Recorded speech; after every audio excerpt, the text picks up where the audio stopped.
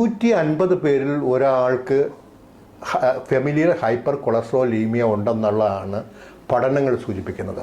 പക്ഷേ 70% പേർക്കും അത് ഉണ്ടോ എന്നുള്ളത് അറിയില്ല.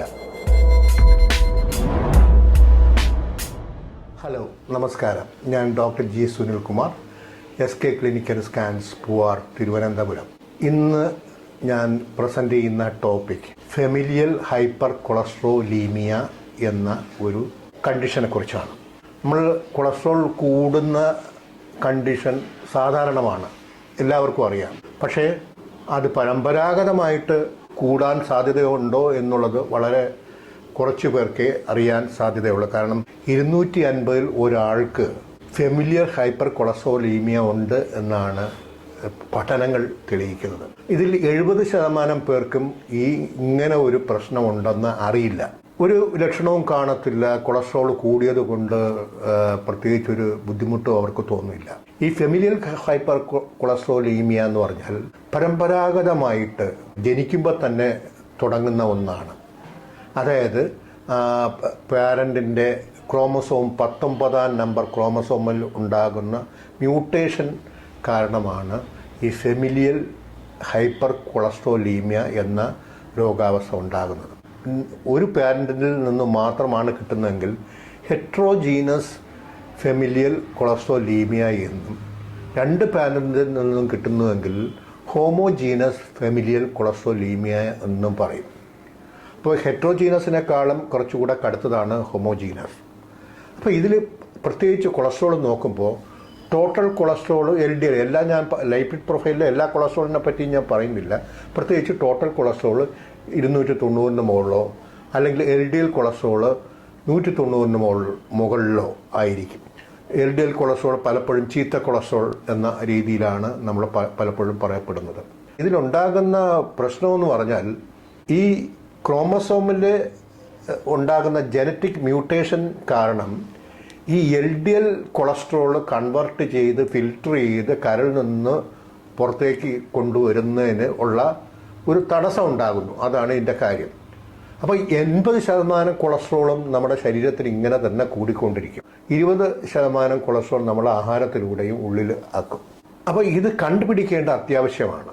ഇപ്പം നിങ്ങളുടെ ലൈപ്പിഡ് പ്രൊഫൈൽ നിങ്ങൾക്ക് 15 വയസ്സിന് മുകളിലാണെങ്കിലോ അല്ലെങ്കിൽ 20 വയസ്സാണെങ്കിലോ ലൈപ്പിഡ് പ്രൊഫൈൽ ഒരിക്കലെങ്കിലും ചെക്ക് ചെയ്യുക. നിങ്ങളുടെ LDL cholesterol density lipo protein കൂടുതലാണെന്ന് കണ്ടെത്തുകയാണെങ്കിൽ തീർച്ചയായിട്ടും നിങ്ങൾ നിങ്ങളുടെ മാതാപിതാക്കളുടെ കൊളസ്ട്രോൾ കൂടെ ഒന്ന് ചെക്ക് ചെയ്യുക. അതുകൂടാതെ ചിലർക്ക് ഈ നക്കിൾസിൻ്റെ ഇവിടെ ചെറിയ മുഴകൾ പോലെയൊക്കെ കാണാം, ചിലർക്ക് കൈമുട്ടിൽ മുഴകൾ പോലെ കാണാം, ചിലർക്ക് അക്കിലസ് ടെൻഡൻ ബാക്കിൽ കുതികാലെന്ന് പറയുന്ന കാലിൻ്റെ പുറകിൽ താഴെ അറ്റത്ത് മുഴ പോലെ വരാം. അത് കൊഴുപ്പ് കട്ട പിടിച്ച് ഉണ്ടാകുന്ന ഒരു കണ്ടീഷനാണ് സാന്തോമ എന്ന് പറയും. അത് കൊളസ്ട്രോൾ കട്ടി കൂടി ഉണ്ടാകുന്ന കാര്യമാണ്. അപ്പോൾ ഇത് നമുക്ക് ഐഡൻറ്റിഫൈ ചെയ്യാൻ വളരെ എളുപ്പമാണ്. ഒന്ന്, LDL കൊളസ്ട്രോൾ കൂടുതലുണ്ടോ എന്ന് നോക്കുക, ചിലർക്ക് സാന്തോമ ഉണ്ടോ എന്ന് നോക്കുക. അത് കഴിഞ്ഞാൽ നോക്കേണ്ടത് അച്ഛനോ അമ്മയ്ക്കോ ഉണ്ടോ എന്ന് നോക്കുക. അത് ഫസ്റ്റ് ഡിഗ്രി റിലേറ്റീവ്സ് കഴിഞ്ഞാൽ സെക്കൻഡ് ഡിഗ്രി റിലേറ്റീവ്സ് അമ്മാവന്മാർക്കോ ഫാമിലിയിൽ മറ്റുള്ള ആൾക്കാർക്കോ ഉണ്ടെന്നുണ്ടെങ്കിൽ ഇത്തരത്തിലുള്ള വ്യക്തികൾക്ക് ഹൈപ്പർ കൊളസ്ട്രോളീമിയ അല്ലെങ്കിൽ കൊളസ്ട്രോളിൻ്റെ അളവ് അല്ലെങ്കിൽ ചീത്ത കൊളസ്ട്രോളിൻ്റെ അളവ് കൂടാനുള്ള സാധ്യത 50 മുതൽ 60% വരെ കൂടുതലാണ്. 250 പേരിൽ ഒരാൾക്ക് ഫെമിലിയർ ഹൈപ്പർ കൊളസ്ട്രോളീമിയ ഉണ്ടെന്നുള്ളതാണ് പഠനങ്ങൾ സൂചിപ്പിക്കുന്നത്. പക്ഷേ 70% പേർക്കും അത് ഉണ്ടോ എന്നുള്ളത് അറിയില്ല.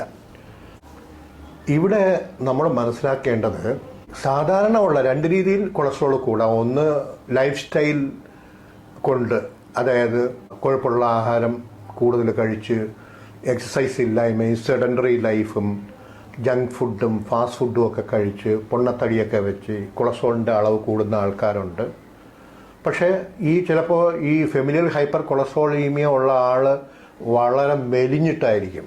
അത് നോക്കുമ്പോൾ അയാളുടെ കൊളസ്ട്രോൾ മാത്രം വളരെ ഹൈ ആയിരിക്കും. ഇത്ര മെലിഞ്ഞിട്ട് എന്താണ് ഇത്ര കൊളസ്ട്രോൾ ഹൈ, നല്ല എക്സസൈസ് ചെയ്തിട്ട് എന്താ കൊളസ്ട്രോൾ ഹൈ എന്നൊക്കെ നമുക്ക് ചോദിക്കാൻ സാധ്യതയുണ്ട്. അതുകൊണ്ട് ഞാൻ ഈ പറയുന്ന വളരെ ഇമ്പോർട്ടൻ്റ് ആയിട്ടുള്ള ഒരു കാര്യമാണ് ഇത് നേരത്തെ കണ്ടുപിടിച്ച് ചികിത്സ തുടങ്ങി കഴിഞ്ഞാൽ, ചികിത്സിക്കുന്നത് സിമ്പിൾ.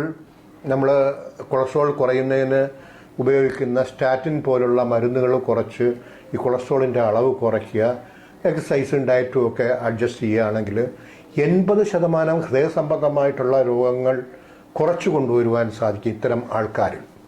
ഇത് പ്രത്യേകം ശ്രദ്ധിക്കേണ്ട ഒരു കാര്യമാണ്. ഇത് നിങ്ങളുടെ കുടുംബത്തിലുള്ള മറ്റുള്ളവരിലും സുഹൃത്തുക്കളിലും ഈ മെസ്സേജ് കൺവേ ചെയ്യുക. ഇതുവരെ ഇത് ശ്രദ്ധിച്ചിരുന്നതിന് നന്ദി. നമസ്കാരം. Thank you.